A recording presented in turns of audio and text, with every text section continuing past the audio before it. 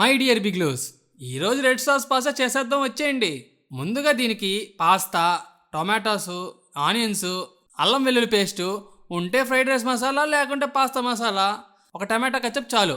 ముందుగా పాస్తా బాగా వాష్ చేసి దాంట్లో కాస్త 3 స్పూన్స్ ఆయిల్ వేసి అలాగే 1 స్పూన్ సాల్ట్ వేసి మీడియం ఫ్లేమ్లో 10 మినిట్స్ బాయిల్ చేసేద్దాం.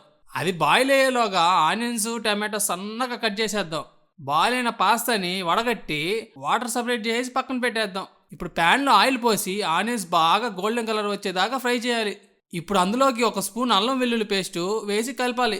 ఇక టమాటో కూడా వేసి 2 స్పూన్లు ఉప్పు, 1 స్పూన్ కారం వేసేసి బాగా తిప్పాలి.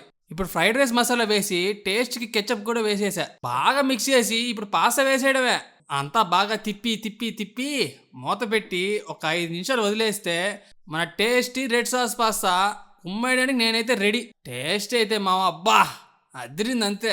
ఇంకా లేట్ ఏంటి, మీరు కూడా చేసేసి నా అలాగే కుమ్మేయండి. పోయేటప్పుడు ఫాలో కొట్టండి గురు.